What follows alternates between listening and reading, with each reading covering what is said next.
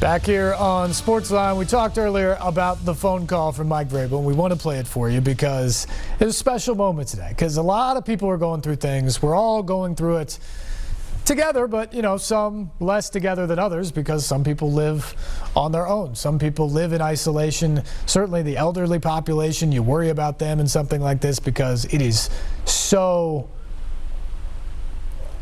unfortunately deadly when it gets into those populations. And so Ron is a Ohio State alum and a Titans fan. He's 87 years old, living at home in isolation now, trying to stay healthy, trying to stay away from this. Last fall, he lost his wife. Mike Vrabel knows about all of this, and from home today, because the Titans coaches and staff working from home themselves, Mike Vrabel picked up the phone to call Ron, and here is that call.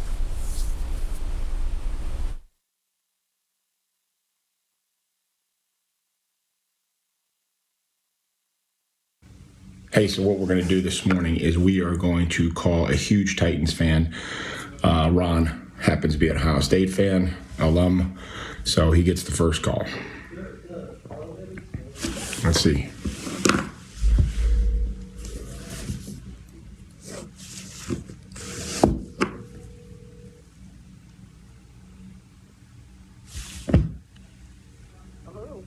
Hey, Ron. Hello. Is Ron there? This is Ron. Hey, Ron, this is Coach Vrabel from the Titans. How are you, man? Coach, I'm really pleased to hear your voice. I'm doing great. Well, you sound great. They said you're, how old are you? You said you're in the late 80s? 87.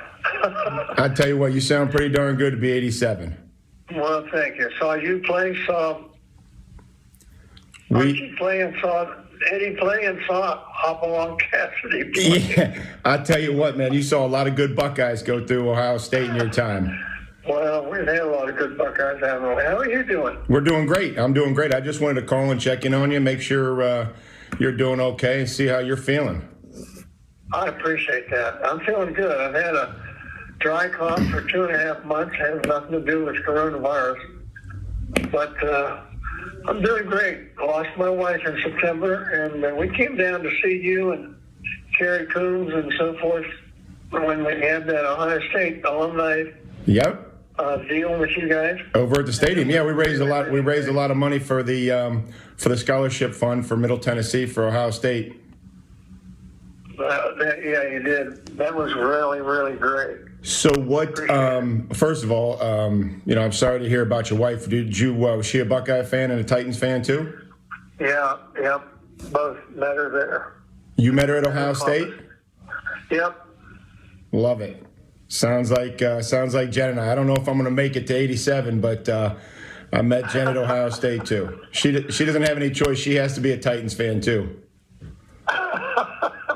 Well, when my daughter was down there with you, she mentioned to you that you were very, very smart because you married a volleyball player also. Yep. And I tell you what, where did you grow up in Ohio? Well, I grew up in Canton, but we don't hold that against me. Used to play in the playground where they built a Hall of Fame. Right there behind Canton McKinley, huh? Yeah, well, right behind the stadium, yeah. Yep, right behind the stadium. That stadium, have you seen it since they've remodeled it? I have not. I haven't been back there for quite a while. Well, I think Mr. Benson, before he passed away, gave a lot of money to it, and they renamed it in his name. Oh, really? Yeah. They got a new stands, new stadium, new turf. It looks really, really nice. Wow. And I think, and I don't quote, I know the Cowboys are playing. I think the Cowboys and Steelers might be playing this year in the Hall of Fame game. Oh, really? Yep. They must have expanded the stands because when we were going to school there, it was only 17,000, which was pretty big at that time. Yeah, for high school, I think they actually do. I think they played a state championship there a little bit in football too. So, we're trying to stay busy. I don't think we're going to be, we're going to be working remotely. We're going to be concentrating on this draft right now. We signed a few free agents, got some of our guys back. So. We're on to the draft now. You got any suggestions other than take a bunch of Ohio State players? I suggested that the last time. That's what you wanted last. And quit hiring coaches from Ohio State. Get players. I want to congratulate you on the job you've done, not only last year, but the job you've done before that, because I think it's great to see a coach not only tell players what to do, but show them. And that's just sets you apart. Well, I appreciate it. That means a lot, and I don't know any other way to do it, so that's what I'll keep doing. I'll keep coaching them and trying to teach them every chance I get. That's great. Don't overlook J.K. Dobbins. We won't. I'll tell John Robinson. I say, hey, Ron wants us to take as many Buckeyes as we can get. Yeah, I'm really pleased with what you're doing, Mike. I'm really proud of you. Well, I appreciate your support, and once we get back to work, man, you come down and see us at OTAs and come hang out for a day, okay? We'd like to do that. Okay. Thanks for your support, Ron. Thanks a lot, Mike. Appreciate the call. You got it, buddy. Tighten up. How cool is that? NFL coach taking his time out of his morning to call an 87-year-old fan and brighten up his day. And you could just tell, his response at the beginning of the call, that how great he was doing just to hear his voice and have the opportunity to talk to Coach Vrabel. Really impressive stuff from the Titans. And that's one thing you can say. All the coaches I've ever dealt with from the Titans are really, really good guys. Great people in the community. Mike Munchak, Mike Malarkey, Jeff Fisher, people like that. John Robinson, who's from Tennessee, so he takes a special pride in this place for sure. And Mike Vrabel. Those guys are as fiercely competitive as anybody you're going to find. But they also are very real. They are very much about their family. They're very much about the community and doing whatever they can to help people get through stuff, give somebody a smile if they can. You can feel good about those guys being in charge of your National Football League team. And Amy Adams-Strunk, same thing in the community. Millions of dollars to tornado relief. She's done things like that before. And these are people who genuinely care, not just about the football team and the wins and losses, but genuinely care about Nashville and Tennessee and want their fans and their community to succeed and thrive and be well. And it's certainly nice to see during this tough time that we are all going through. Back to the phones we go. Say hello to Vincent. Vincent, how are you? Hey, all right, buddy. I'm calling from West Nashville. Awesome. Thanks for the call. All right. If you just get back to what you were surprised like I was when they traded Casey, and I was shocked after they did trade him that they wound up getting nothing but a 7th rounder. Yeah. Well, then I got to believing now after thinking about it the next day or two, they let place kickers Succop go. And I said, oh, that's the piece of the puzzle right there. They might thinking maybe happening to get a place kicker in the draft. Would that sound about right around the 7th round? And the offense, I hear they got like 10 out of 11 starters back. I mean, we look good. We're looking good on that side of the ball. I think we need to do a little bit more help, a little bit maybe on defense. And I want is you have an update of how come Clowney hadn't been picked up so far? I mean, he's out there. Yeah, he is. And that'd be a good addition if it wasn't too much money maybe going after him. But that'd be a good addition, and maybe we might need in the draft or maybe pick up a good experienced veteran to add on in the defensive back. And then, but Clowney, I'm surprised that ain't no one hasn't gone out there and gotten him yet. That's a shock to me right now. Yeah, thanks so much for the call, Vincent. Jadeveon Clowney is the #1 guy left on everybody's board, including free agents that are still available right now. And so it is kind of a shock that he's still out there. I think there's a couple things at play there with that. Is one, I think he's looking for top dollar. And so he's going back and forth with people and not just signing. The other thing with him is the big knock on Clowney is his durability. Has he been able to perform all the time? Has he been able to avoid the injuries? And the answer is no. And here's the other thing that's happening right now because of this health crisis is physicals are not happening.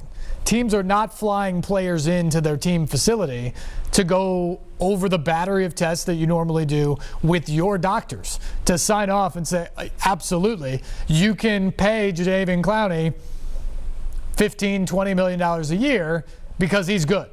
We're signing off that he's fine at this point. That's not happening right now.